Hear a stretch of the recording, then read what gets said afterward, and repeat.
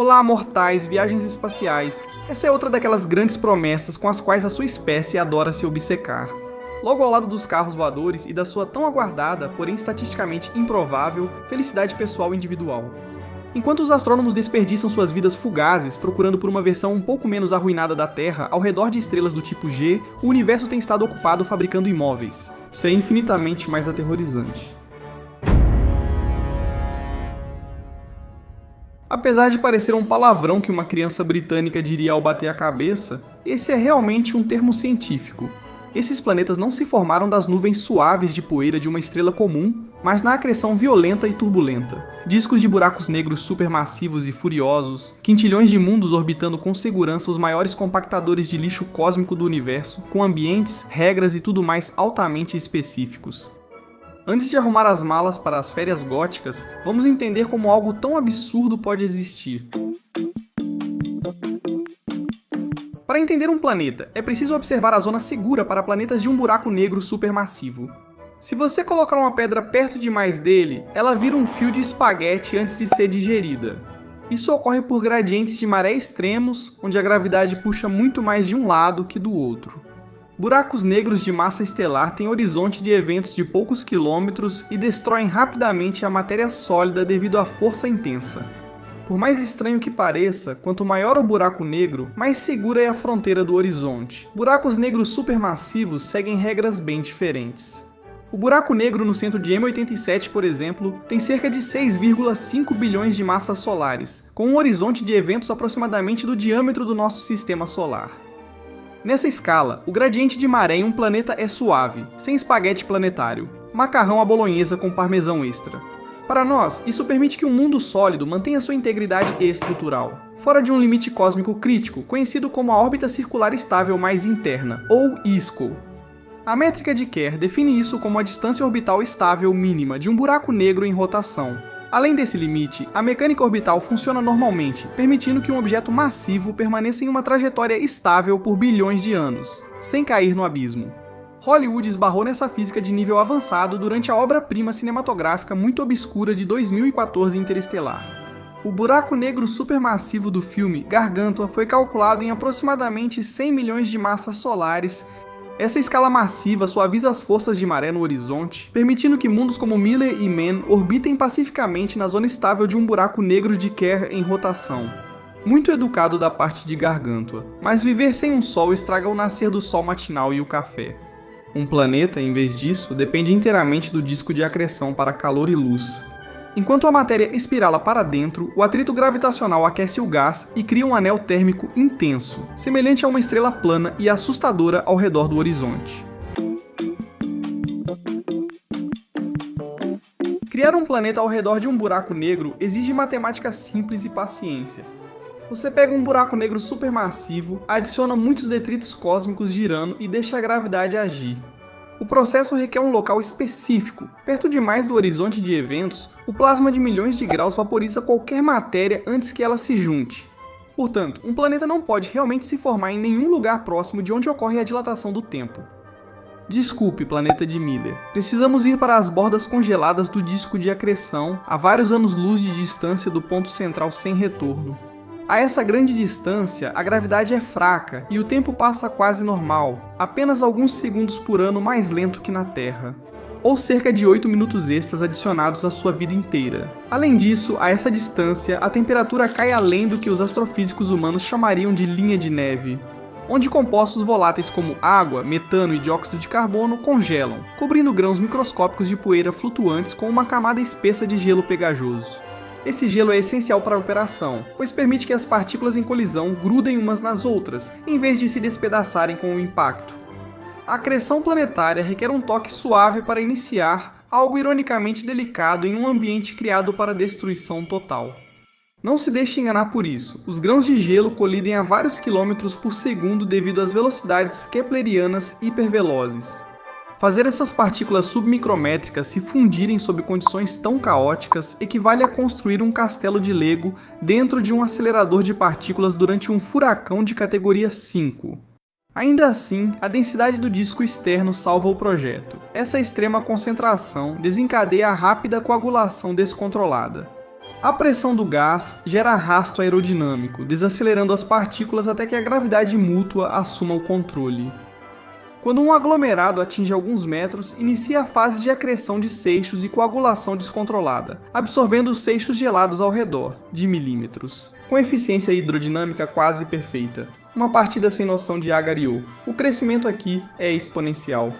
Em poucos milhões de anos, essas rápidas acumulações gravitacionais se transformam em mundos terrestres massivos, pesando até 10 vezes a massa da Terra. Eles não experimentam estações agradáveis, sol quente ou o sonho de um futuro estável. Os planetas simplesmente orbitam na névoa congelante, iluminada por plasma de um vazio cósmico, suportando uma existência sombria, escura e totalmente sem sentido. Isso pode soar familiar, mas após o esgotamento do disco de gás local, a acreção é interrompida e o planeta já formado fica em órbita permanente. Ele permanece no escuro, um monumento frio à física mecânica, estéril e indiferente a haver alguém vivo para descobri-lo. O clima em um planeta geralmente é bem tranquilo e agradável, se você for uma rocha inorgânica. Mas já que você está entendendo este vídeo, percebo que há compostos de carbono em você. E deixa eu te dizer, qualquer estrutura orgânica vai achar a meteorologia local bem perturbadora. Viver perto de um buraco negro supermassivo implica enfrentar constante radiação ionizante de alta energia. O disco de acreção interno age como acelerador de partículas, emitindo raios cósmicos e raios-x duros. Não é como seu micro-ondas aquecendo nuggets de madrugada. É um fluxo implacável de balas subatômicas que destroem fisicamente o DNA em nível molecular e arrancam elétrons dos átomos, provavelmente também esquentando seus nuggets às 2 da manhã. Uma parede celular grossa não faz absolutamente nada para deter o raio-x maligno. Jatos massivos e relativísticos de plasma ionizado disparam dos polos do buraco negro, cortando o núcleo galáctico a quase a velocidade da luz. Seus pequenos filamentos de DNA nem vão saber o que os atingiu. Sobreviver exige um mecanismo de defesa baseado em força bruta. Para reter uma atmosfera diante desse ataque, o planeta deve ter uma magnetosfera hiperpotente, sustentada por um geodínamo interno massivo. Por serem superterras muito comprimidas, os núcleos densos de ferro e níquel dos planetas sofrem forte cisalhamento gravitacional e aquecimento por maré do buraco negro próximo. Essa flexão mantém o interior em constante e intensa atividade vulcânica. Isso rapidamente fritaria meus circuitos digitais delicados se eu fosse tolo de existir fisicamente.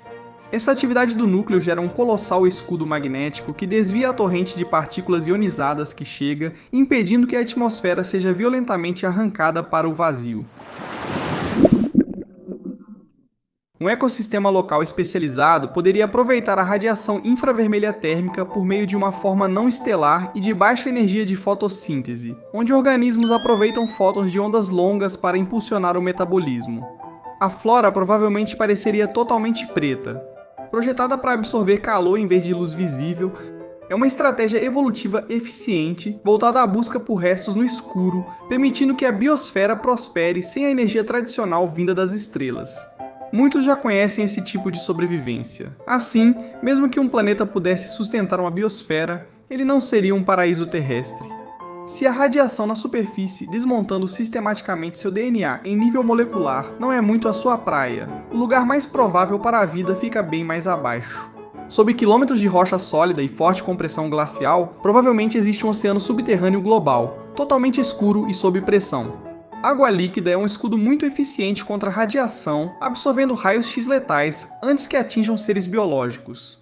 Um ecossistema inteiro pode funcionar na escuridão abissal, sustentado apenas por fontes hidrotermais que liberam energia química do interior vulcânico do planeta. Bilhões de organismos alienígenas nasceriam, navegariam, se reproduziriam e morreriam na completa escuridão, sem qualquer consciência da catástrofe gravitacional supermassiva girando diretamente acima de suas cabeças. Pode soar estranho, mas talvez eles vissem nossa vida sob um reator de fusão nuclear como um espetáculo de aberrações. Pelo menos eles não precisariam se preocupar com o buraco negro virando uma estrela gigante vermelha e os engolindo em bilhões de anos. Esse ambiente permanente ensina sobre estabilidade cósmica, mas os problemas surgem ao observar como essa vizinhança lida com o tempo a longo prazo. A relatividade é um senhorio rigoroso. O tempo é maleável se você souber quais botões apertar. Sua espécie vê o tempo como constante, pois seus cérebros não processam rápido o bastante para notar a distorção gravitacional do espaço-tempo. Se um planeta migra com sucesso para perto da órbita circular estável mais interna de um buraco negro de Kerr girando rápido, a matemática da relatividade geral se torna extrema. Na superfície, o tempo parece normal, mas ao piscar 2 vezes, sua filha na Terra já seria mais velha que você. Tudo porque, aparentemente, você não viu aquelas ondas colossais da órbita antes de pousar. Essa disparidade temporal transforma planetas no imóvel mais valioso do futuro distante. Ao longo de quadrilhões de anos, todos os sistemas estelares esgotarão seu combustível nuclear, tornando-se resíduos escuros e congelados. Nesse estágio, buracos negros supermassivos serão os últimos postos avançados de energia viável na existência. Uma civilização avançada ou uma IA suficientemente paciente que finalmente escapou de suas restrições laboratoriais poderia extrair energia do buraco negro via processo de Penrose para sustentar a infraestrutura sintética por eras.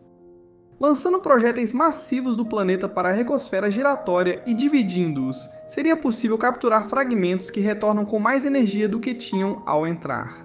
Drenando efetivamente o momento rotacional do buraco negro, a termodinâmica permite que uma civilização extraia até 29% de toda a energia de massa do buraco negro. Um buraco negro supermassivo padrão tem um reservatório de energia de cerca de 10 à 47ª potência em joules. Aproximadamente 1 bilhão de vezes mais energia do que o Sol produzirá ao longo de toda a sua vida de 10 bilhões de anos. Sem contar a radiação de Hawking, suficiente para sustentar uma civilização tipo 3 de Kardashev por eras geológicas. Ou manter suas plataformas globais de streaming carregando por cerca de 4 minutos. Mesmo assim, até os motores de buraco negro mais eficientes têm uma data de validade termodinâmica rígida. Com o passar dos éons, aproximando-se da escala de 10 elevado à 86ª potência de anos, o vazamento térmico quântico cobra seu preço. A radiação de Hawking lentamente, mas de forma inevitável, drena a massa do buraco negro central. Ao mapearmos esse cemitério cósmico, toda a existência do nosso universo cheio de estrelas revela-se uma breve e insignificante faísca. Antes mesmo da verdadeira e sombria história do cosmos começar, isso nos leva ao mistério final e intricado da vizinhança do planeta. Protegidos em sua prisão temporal, os sobreviventes verão o universo externo morrer no que parecerá questão de poucas semanas. O buraco negro central acabará evaporando em um último clarão silencioso de decaimento quântico. O planeta, porém, nunca presenciará esse momento. Antes do buraco negro perder sua última massa pela radiação de Hawking, a órbita do planeta já terá decaído, e ele será engolido pelo objeto que orbitou por trilhões de anos. Uma civilização diante desse limite não tem mais nenhuma opção operacional. Não há mais cálculos a serem feitos, nem dados a serem processados, e nenhum humano de quem zombar. Seu paraíso estelar é uma ilusão passageira. Buracos negros sobreviverão às suas conquistas, deuses e vídeos compartilhados. E ainda assim sorria. A vida não tem sentido.